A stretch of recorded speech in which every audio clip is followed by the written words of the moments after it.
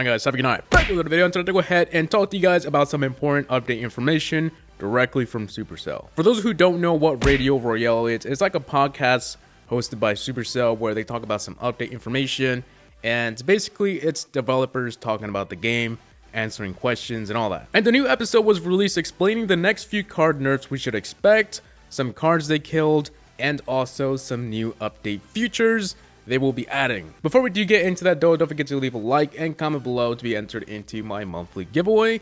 And that's pretty much it. Anyways, the Royal Giant and the Elite Barbarians were the two cards being talked about, and I think we can all agree that they are pretty strong cards. Whether you use them or you hate people using it, the majority has always been asking Supercell to nerf them. So, in my opinion, for the Royal Giant, I think it has become a little easier nowadays to counter him. But I do agree that when you try to attack him with a certain card, it doesn't really do much. Like, he still gets 10 hits. Once he's locked onto your tower, the countering process begins to get a little hard because he will always get hits on your tower. So, yeah. So for me, I thought a hit speed or a health decrease would be, something reasonable, but that's not the case. The upcoming nerf will increase his deployment time from 1 to 2 seconds. Same health and same everything. This is not that bad. It can definitely help in situations where you have no time to react, and it's a decent nerf. It's not the best kind of nerf because, on the other hand, with increased deployment time,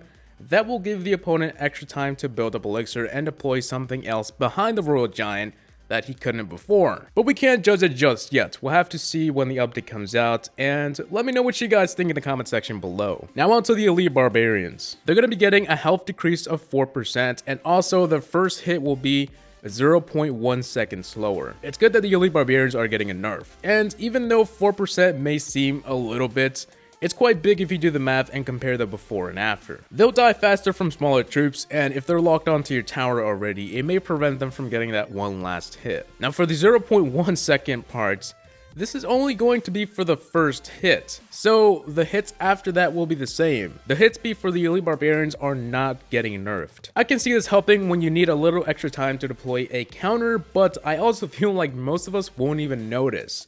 It's 0.1 seconds slower. It will help, but I'm sure the health decrease is a much bigger part of the nerf, and that's a good thing. So that's going to be it for the nerf part of the update.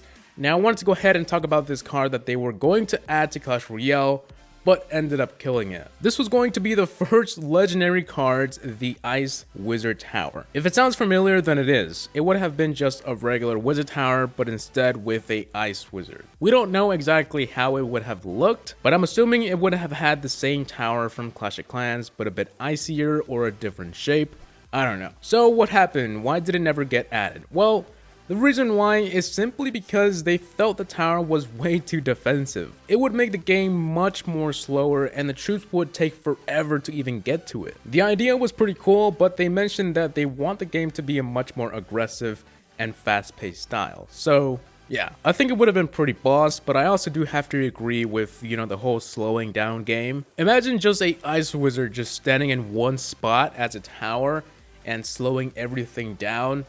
I don't know. I mean, at least the Ice Wizard is manageable. You can counter it easily. You can destroy it really easily, but a building is a different thing. Okay, so moving on to the new features being added. So they mentioned that in the next big update, not the next nerf update, but the next big one, they were trying to implement more game modes for the already existing 2 versus 2. So for example, it would have been like a draft 2v2, or a double elixir 2v2. They haven't confirmed any specific game mode yet, but I'm sure it's going to be pretty fun, and new game modes always add this refreshing feeling to the game. Also, they mentioned that they were going to be trying to add a button to add friends, like you can in Clash of Clans. We already have friends in Clash Royale, but those are only there for Game Center and Facebook. So if you wanted to add someone, you would have to go through Game Center, or you would have to add them on Facebook, and that seems like a little too much work. I don't know, I'm just lazy. So they want to let us to be able to add friends from the game itself, and I think that would be pretty awesome. When this was added to Clash of Clans, I was pretty excited, but